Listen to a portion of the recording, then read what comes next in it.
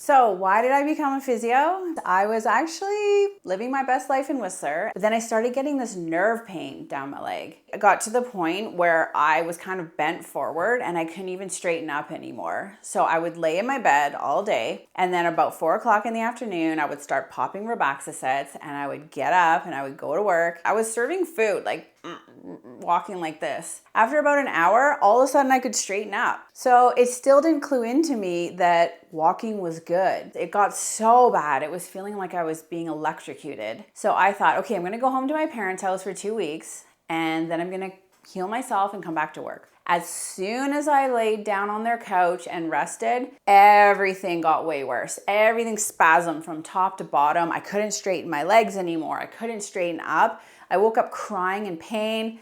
I was on 5 Percocets, 5 antispasmodics, 5 anti-inflammatories every day, and they didn't even touch the pain. I didn't even know what to do at this point. I ended up losing my job. I lost my apartment. I couldn't go back. I went to so many different therapists and they never told me what to do. They never gave me any advice. They would just do these little treatments and I didn't notice the treatments working because I was in so much pain. So I kind of stopped going. And then I was really just in dire straits. I was like on a boat in the middle of the ocean by myself. And so I had a friend who lived in Portland and he actually convinced me to come down. He said, I have a practitioner here.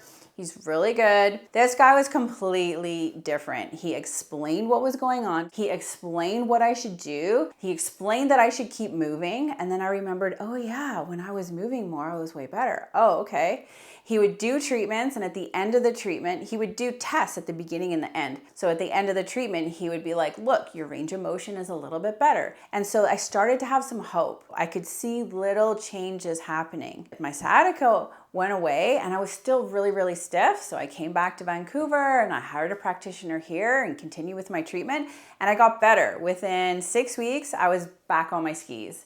It was amazing. At that point, I said, okay, that's it. Time to make a change. I'm going back to school. Through going through that experience and also being in the hospital and just never having anyone explain anything to me and just being kind of treated like a thing, it's so scary. So I vowed never to let my patients feel like that. So it's really important to me to educate people, let them be in the loop, let them know what's going on, let them know what they can do to manage it themselves as well. And just do some tests before and after, because when you're in pain, you don't always notice when there's little changes. So it seems like nothing's happening. And also when I do the test and the retest, it lets me know that we're on the right track and the treatment is working. So all of these things I picked up from this experience that I use now to really try to give my patients the best experience and to make them feel really comfortable. Why do I have so many certifications? Like all of these, and I think there's even some more.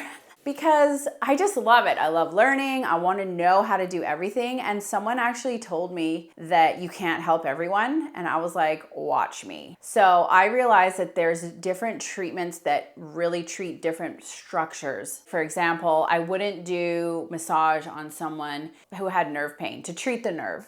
Other things are more appropriate. You have to treat the nerve in a different way. I wouldn't do spinal adjustments on someone who has dural tension. I like to have a specific technique to work for all different types of things. And also, I want people to have a choice because I do needling. Some people are deathly afraid of needles. So why would I force you to have needling when you're scared? I don't want you to be scared when you're here. We can do other stuff. There's always more than one way to do things, and I like people to have a choice and to collaborate with me. Basically, in school, they just teach us how not to kill someone. They're like, okay, here's all the safety measures. They don't teach us any cool cutting edge treatments or anything like that. So physios will decide once they graduate what they want to focus on or how many extra courses they have to take. So I like to have a cornucopia of treatments, if you will. So some fun facts about me is I was a Special Olympic coach for 4 years and I took my team to the nationals and they won many gold medals. So I was very excited about that. I created a course for UBC because they allow some students per year to apply to make a 3-credit course that other students can take. So I made it on the neuroplasticity of exercise and how to use exercise as a rehabilitation tool for people who've had stroke and brain injury and spinal cord injury. So I'm pretty passionate about helping people to do anything they want to do. And those populations really need extra help and extra encouragement. So I have injured almost every joint in my body through high-speed skiing, downhill mountain biking in Whistler. I started rolling my ankles when I was playing basketball in high school, all kinds of stuff. So